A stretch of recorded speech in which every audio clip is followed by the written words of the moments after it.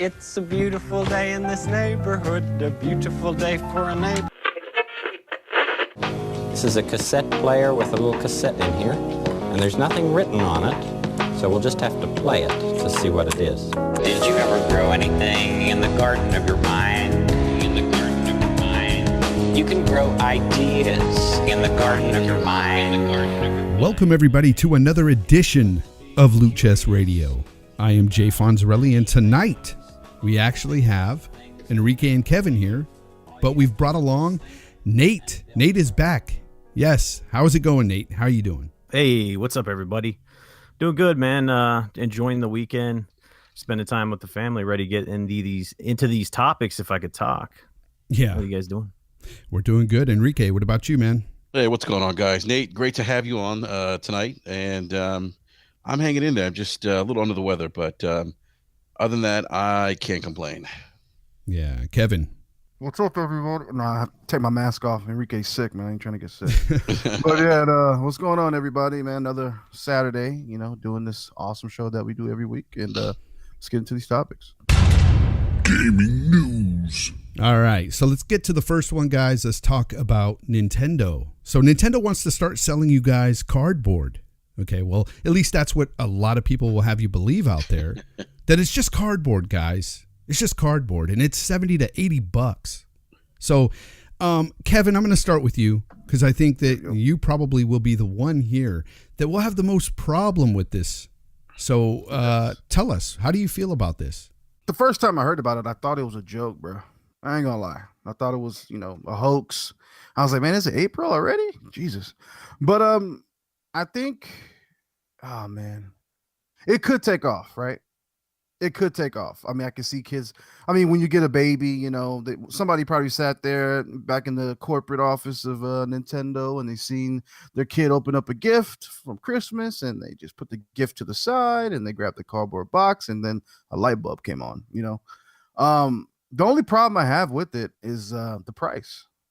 I think it should be around, I don't know, 29 to 39 with the software and the hardware, if you want to call it hardware.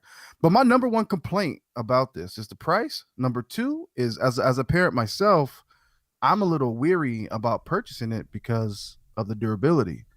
I don't think that a lot of people would be up in arms about a cardboard box to last. Like, I don't know if it comes with any warranties or replacement boxes at a cheaper price. I don't know, but I just know that I can see it taking off and I can see it not taking off. Like, it's like a mixed bag. It's like, Nintendo can get away with this. I can see third parties jumping on it, Fisher Price, Legos, other companies hopping on this, making their own peripherals for the device. PlayStation has their VR, Xbox had their Connect.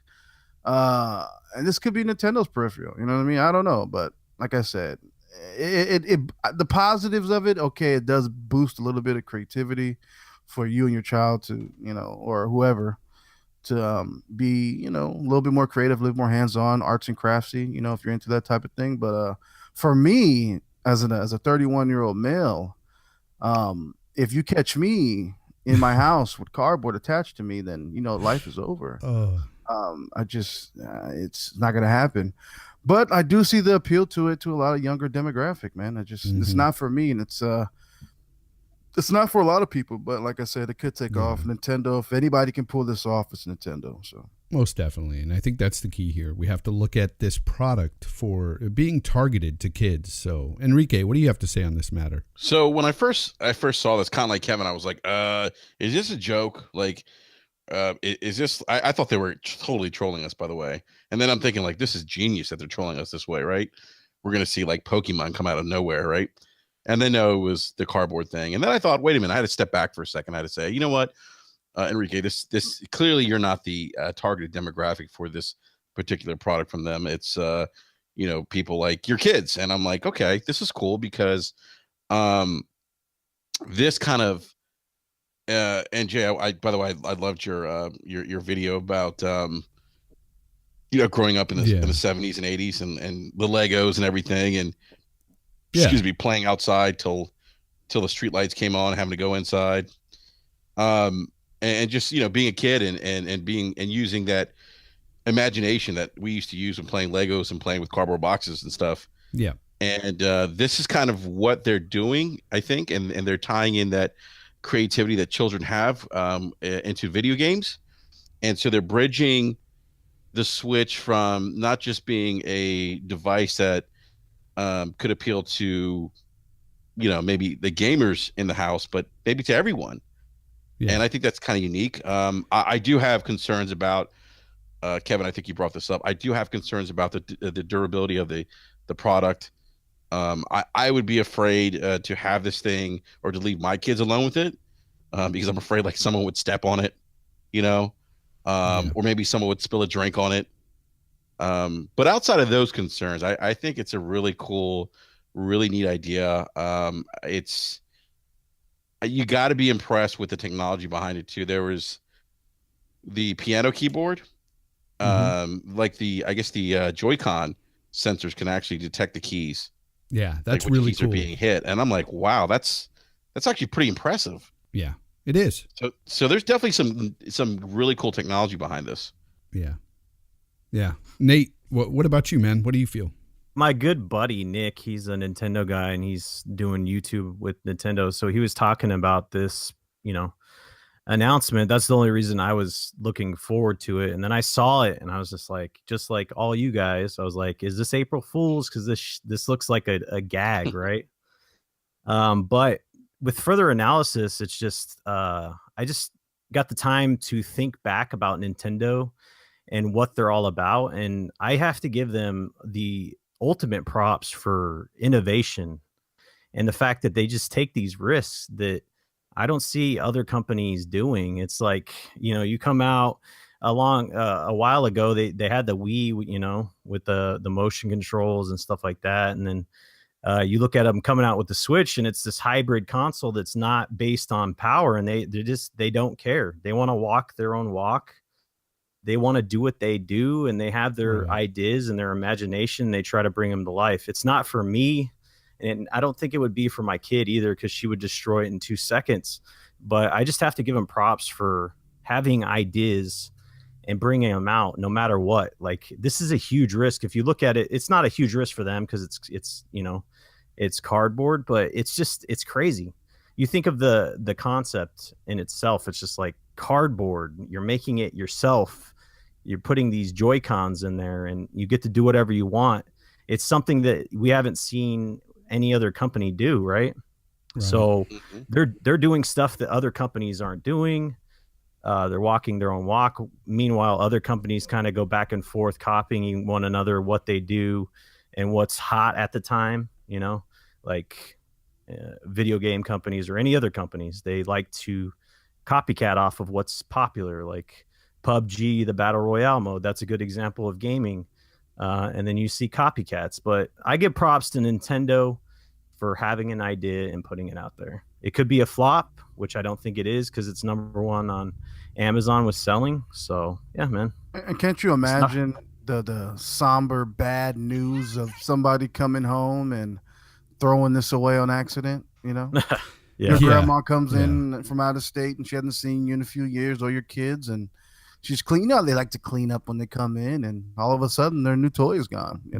Don't leave it on a pizza box. Right? No, but true. I hear what you're saying. And you guys all make great points. Every one of you. Like the price point, I could see people arguing that, but at the same time, like, you have to look at what kids can get out of this. It's not just cardboard and software. They're getting the enjoyment. It's, sometimes in life it's about the journey and it's about building, it's about creating. And I think that speaks volumes to kids. They love that sort of thing. And, at first I was like you guys, I was looking at it and I was just focusing on that cardboard aspect. And I'm thinking to myself, this thing is going to break. It's not really worth the $70 to $80.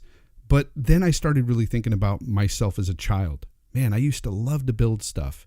I used to love to put together those old crystal radios and stuff and then listen to it after and be amazed that, I put that together. And I started to think about all that stuff, about getting an old box, drawing wheels on it, and my brother pushing me around in it. And I was like, you know what? It was that imagination, that creativity that really sparked in children. It's just something they love to do. I loved it myself. If I was a kid, I would love this kind of stuff. I know I would. And I looked at it from their perspective, and I think it's going to be a hit. I really do. I think that these things are going to sell a lot. It may not be for you or any other adult, although there are adults out there that seem excited for this, and that's fine. That's fine if they are, but it's for kids. And I have to say that our good friend Corbin Dallas on Twitter had sent us a question regarding Nintendo and this stuff, the Labo Kits. And since we're talking about this stuff now, I want to thank him for his question. Yeah, most of us here think it's great for kids. And, I think it's going to be a hit. Folks, we are Loot Chest Radio. We are a small podcast just trying to get off the ground, and we need your help. If you're listening to us on iTunes or have an iTunes account, please give us a rating on there. It'll make us more visible to potential listeners out there. Also, follow us on Twitter at Loot Chest Radio. And of course, as always, keep listening to LCR. Guys, got some great news for you. It seems that Playground Games, that's right, the developers that has brought us Forza Horizon, they are now making another game. And that game is Fable. They're bringing Fable back. How do you guys feel about this? Fable, like I said on many other shows, that Fable shouldn't have went anywhere in the first place. This is kind of Xbox or / Microsoft getting back on track and delivering us their catalog of games that we're used to. I don't give them a lot of credit because, like I said, I don't think it should have been out of the loop of any generation. This is a good thing. Nice single-player game. Could have some co-op elements. Playground Games is their first attempt at this style of game, other than doing, what they do, Forza Horizon. Mm-hmm. So this could be a good look. I don't expect it anytime soon, but I mean, who doesn't like new games, right? So exactly. Xbox is in dire need of more exclusives, and I think Fable is one of those games that they need right now. It's one of those games I think many people are excited for. Enrique, what do you think about this? I'm excited. We talked about this on Brap, and I really think this is I think this is a great move on Microsoft's behalf. They listen to the fans. I think a lot of us were kind of. I think when Fable Legends came out, I think I don't know about you guys, but I know for myself, I was kind of like why are they taking this franchise this direction, right? That they just came out. They had released a Connect version of Fable, which was like I never played, but I didn't hear great things about it.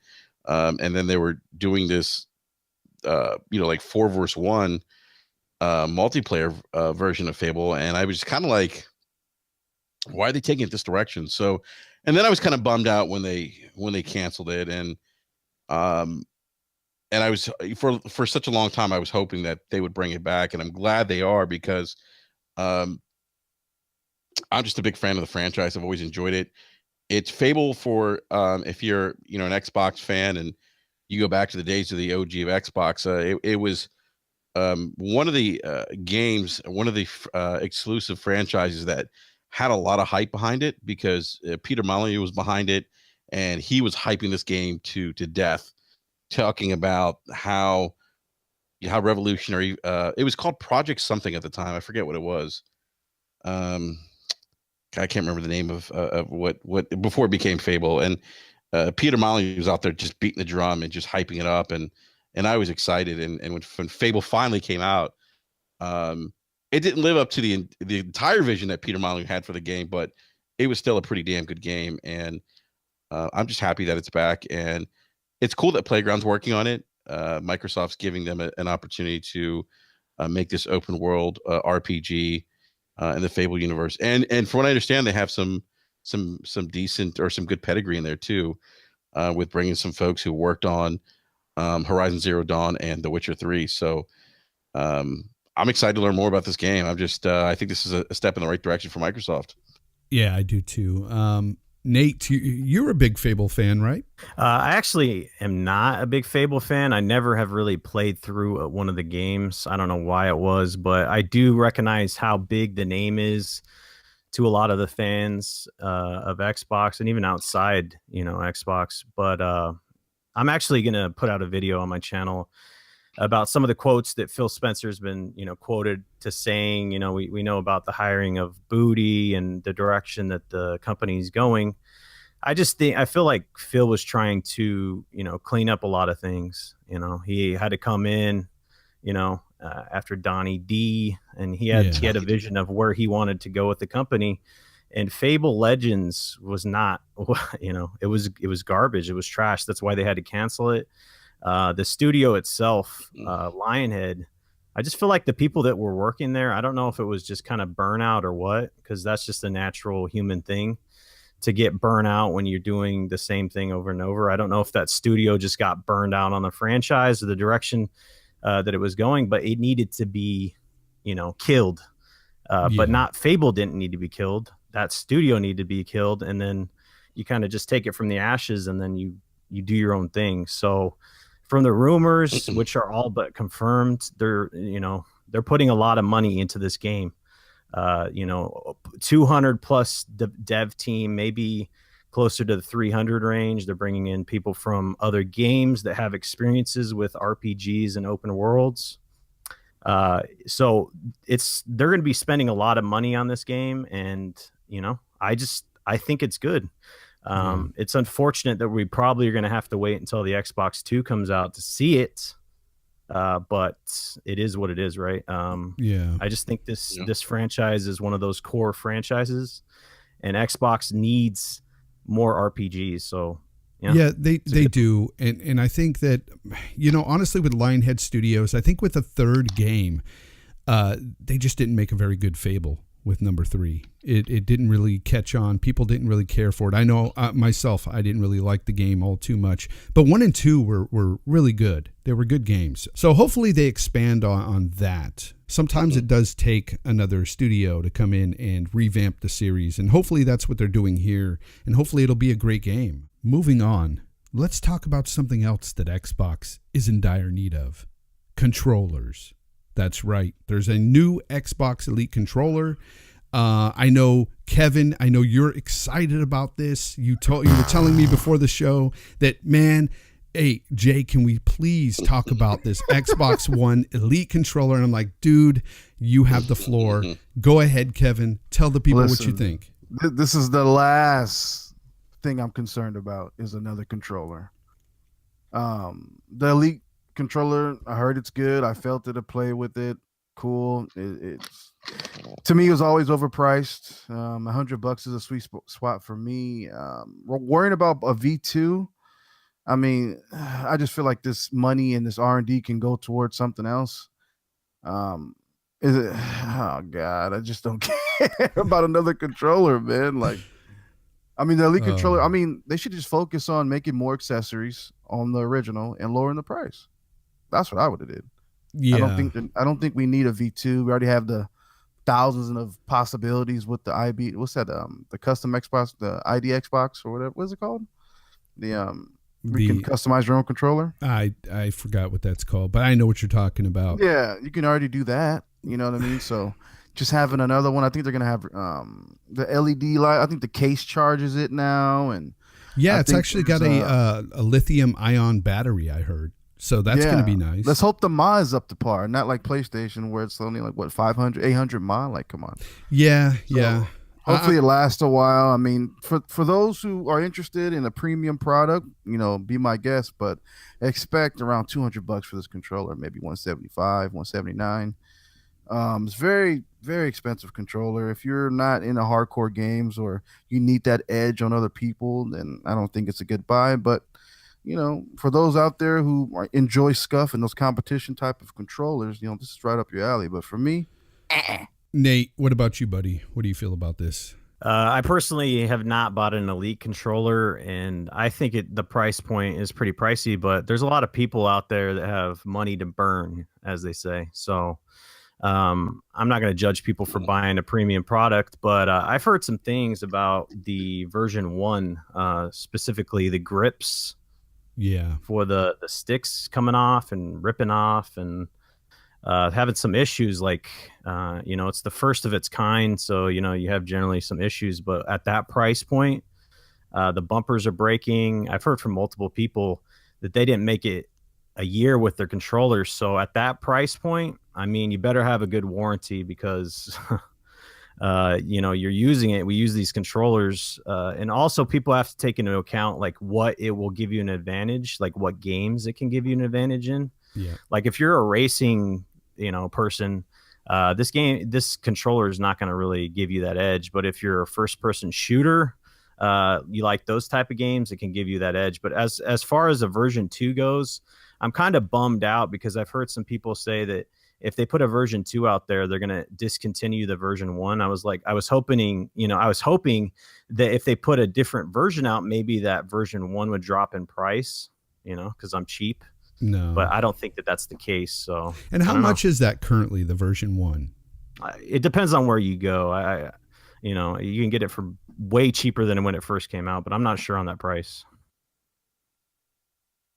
I think it's 150 right now. I think it's 149. I don't think it went down. I think it went down for the holidays a little bit, or they have some rebate options. But other than that, it's still pretty pricey, bro. Yeah. And if you ask me, I think even the base controllers at $60 are pretty pricey. I just don't think they should be that much, to be honest. I think a controller should cost you like $30-$40 tops.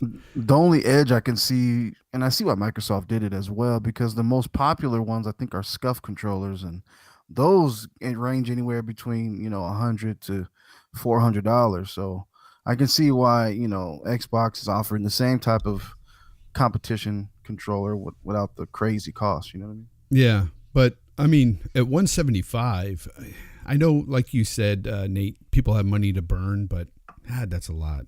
Enrique, what's your thoughts on all this? Yeah, I'm kind of like, when I heard about this, I was like, okay, it's not for me. If I was gaming competitively, I think that I'd probably be a little more excited about it. I'm just kind of like, okay, they're coming out with another controller, high-end controller. I don't really have any feeling towards it, to be honest with you. I just know it's not for me. It's great if other people are excited about it and are planning on picking it up. That's great. But for me personally, it's not for me. It's nothing I'm gonna go out and spend 175. If indeed it's 175, I'm gonna go out and spend it. So. Even if it's 160 or 150, it's still, to me, it's a lot of money for a controller that has a couple of paddles on the back. It's I don't know.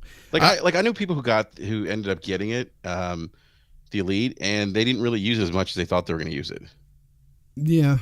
A lot of people have bought it and just said, well, they like the weight of it. They like that it feels nice. And I'm like, well, for $150, it better feel nice. Yeah. I think if you're gaming competitively, absolutely makes sense to have something like that. Yeah, but most of these people I know that bought it, they aren't gaming competitively. They're just playing their games and they're not even using the paddles. They're taking them off. And it's like, why'd you buy it then? Yeah. I know a lot of people like that. They took the paddles off and just didn't.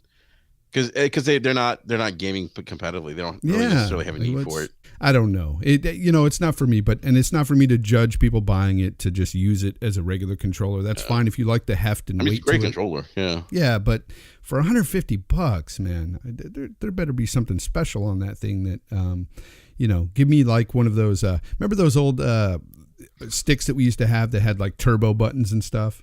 You talking about like the NES stick? Yeah, we had different like controls, turbos and stuff. Yeah, that crazy stuff. But shoot, even back then it was like, $20 for one of those controllers. It wasn't very expensive.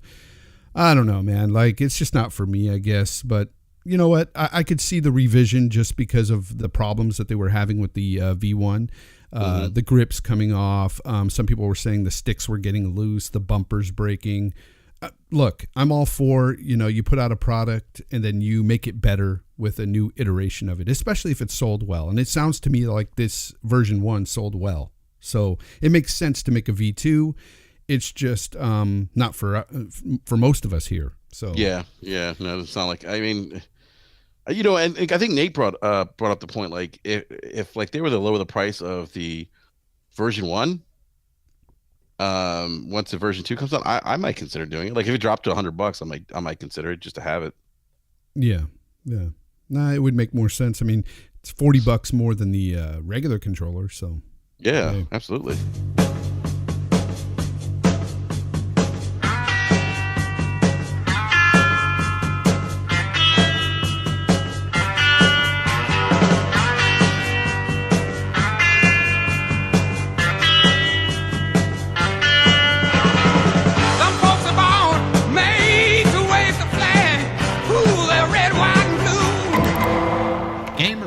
All right, folks, it's that time of the week. Gamer poll. All right, so the gamer poll is having a 4K Blu-ray player really all that important to you when purchasing a game console? And 55% said yes, 29% said no, and 16% says it doesn't matter to me. Yeah. So I personally, like, if I was going to say my intake, I would say it's not important to me. I don't think I've ever used my 4K Blu-ray player yet. There you go, 4K. There you go. Yeah, I can't even talk today. Yeah. I think the dog got to you, that underbite, man. Yeah, I know. But Enrique, is it important to you having a 4K Blu-ray player when you're buying a console? Okay, for me, it is important because the picture quality on disc it's still better than streaming 4K content. And I want, like if I'm going to be watching a movie, and I'm going to want to see it on a UHD disc as opposed to streaming it. So for me, that's important. Now I know some people are like, oh, it's not important because, I have Netflix or I have Amazon. I can stream, content 4K to my device or whatever.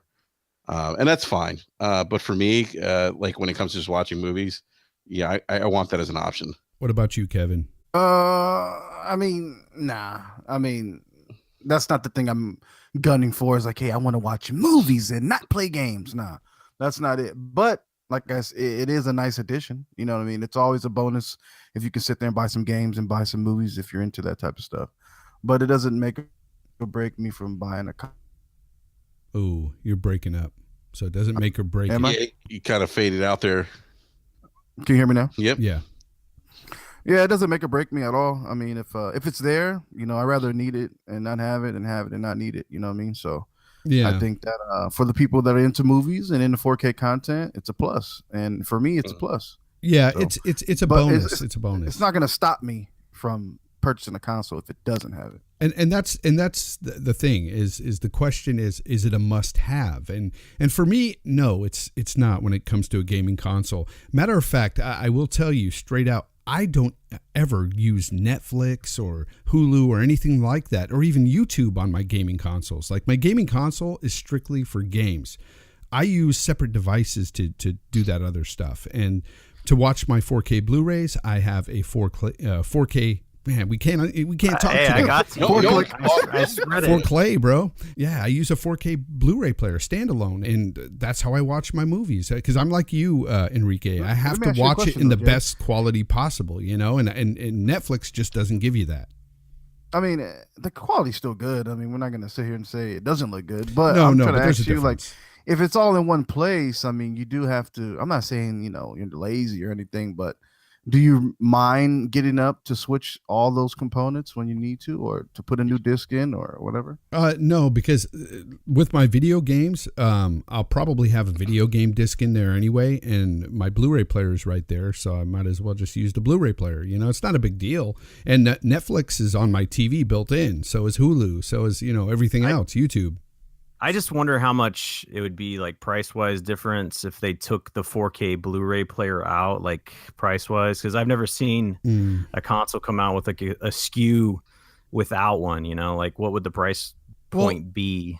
Everything I've heard from people that it was like just like $22 or something for that Blu-ray player.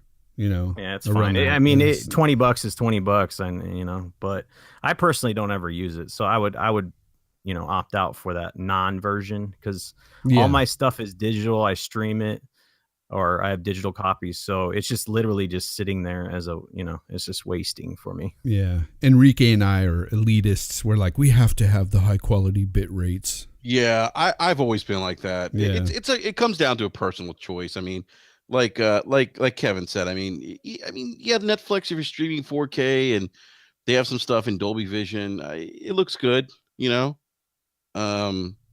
You probably just as happy with that too, Yeah.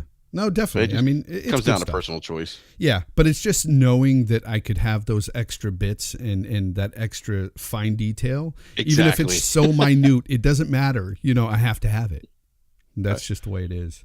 Yeah, I'm with you, Jay. I'm just like, I've always been like that. Yep. Always been like that. And that's the reason why I bought an X, to be honest. because I wanted that extra bit of detail. I had to have it. But, you know, some people don't really care. Some people are still sticking with the Xbox One S, and they're fine with it, you know? And it makes sense. I get it.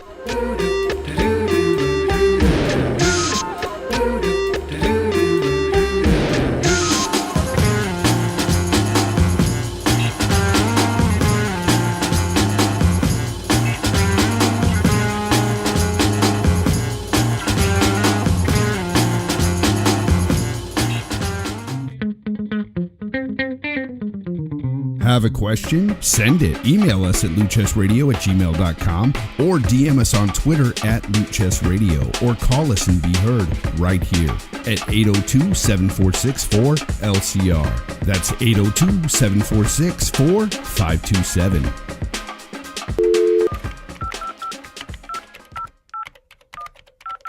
I want to ask you a bunch of questions. And I want to have them answered immediately. We have a couple questions this week. Actually, and both questions in regards to, I love saying his name, Matt Booty. Yeah, Matthew Booty. Mr. Booty. So we have Operation Algonquin. I can never pronounce these names. Algonquin. Yeah, Algonquin. Thank you. So he wants to know how we feel about Matt Booty taking over Phil's spot, possibly taking over Phil's spot at E3 as the presenter. Also, does this possibly renew some faith in Microsoft for you all? Me, I'm just worried about how bad the fanboys will make fun of his name and make us all look bad. Yeah, I'm not worried about the fanboys making fun of his name. Yeah, no, I'm not worried about that. Yeah, you know, it's funny. I think on Brap we talked about whether or not Mr. Booty will take over Phil's spot. I don't know. I don't know if that will happen. I don't think it will.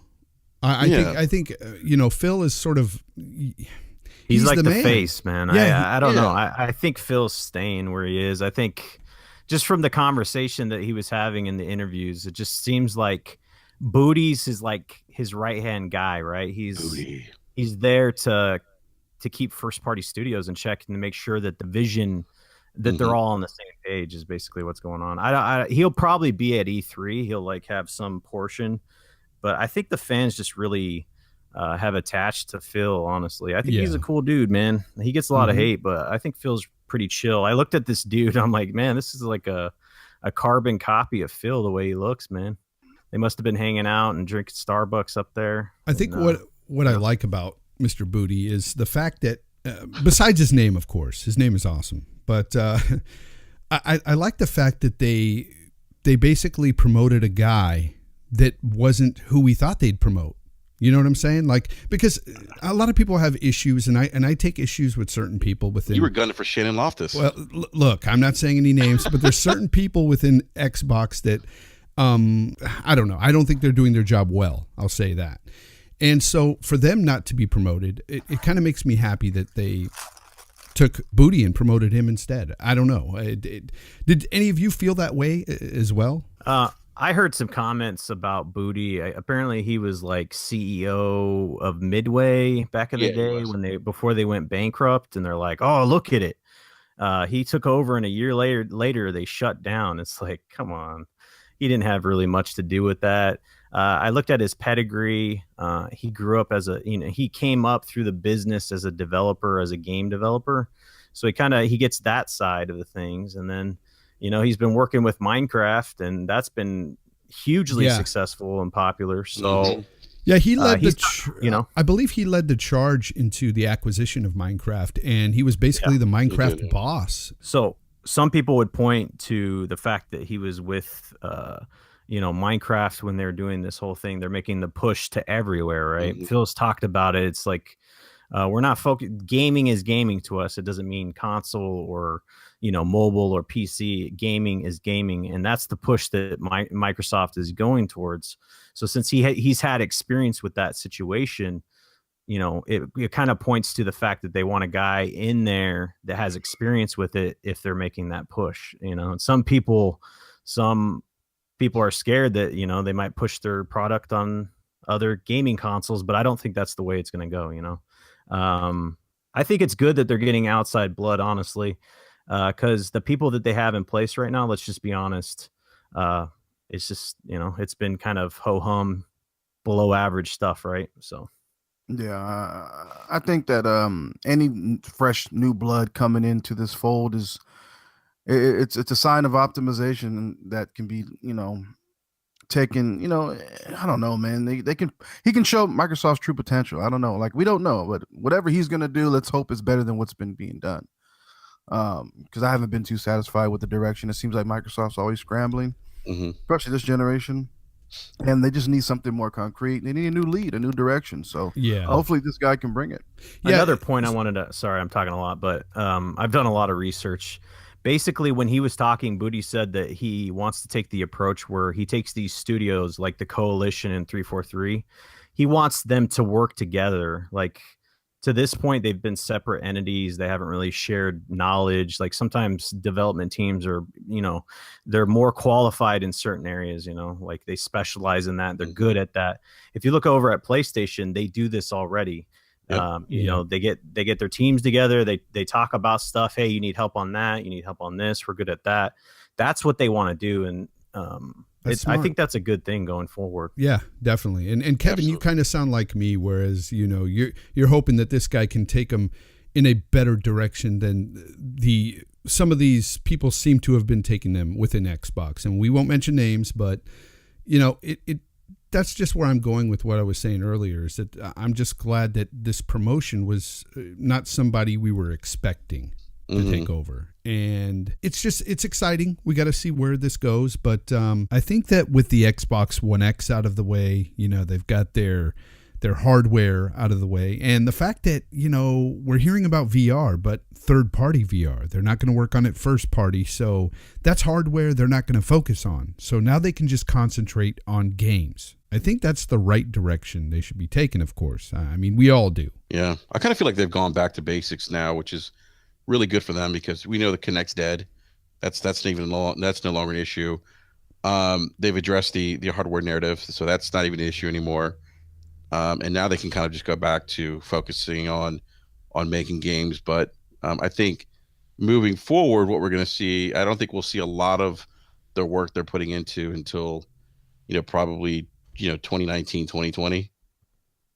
I still think a lot of this stuff's going to be a couple years out and probably things that are going to be in place for the next Xbox, whatever console, next Xbox console comes out. Yeah, no, I'm expecting a lot at E3, honestly. Not like a lot of surprises, but I'm expecting at least one surprise. But I think I'm expecting a good E3 from Microsoft this year. Mm-hmm. Like I said, I did a video on this because it just kind of hit me.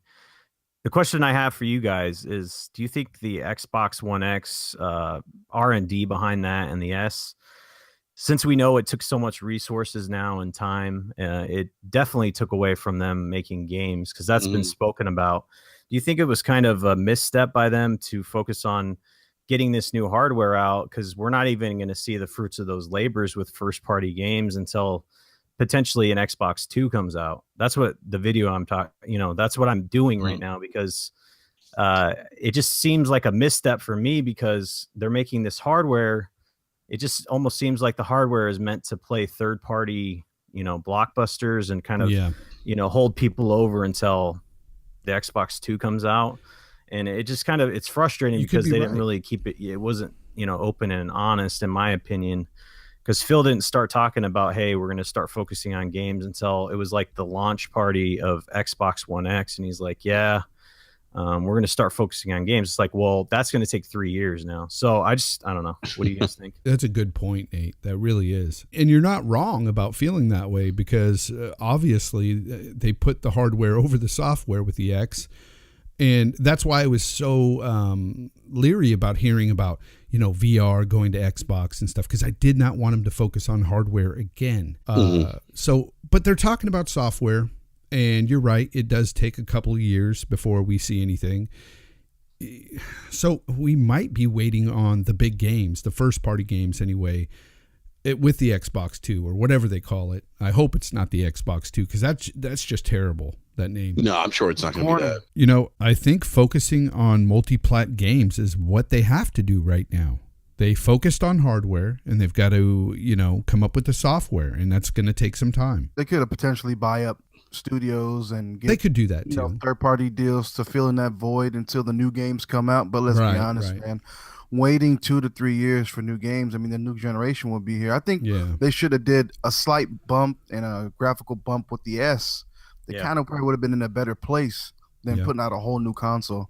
And I don't think you'll see mid-generation refreshes like this one. No. Again, you'll see slimmer models and a little bit of iterations here and there with upcoming refreshes, but it's never going to be this to this effect. No, I don't think so either. The backlash has been just too great in terms of people complaining about focusing on hardware and not software and stuff. I don't think they'll do this again.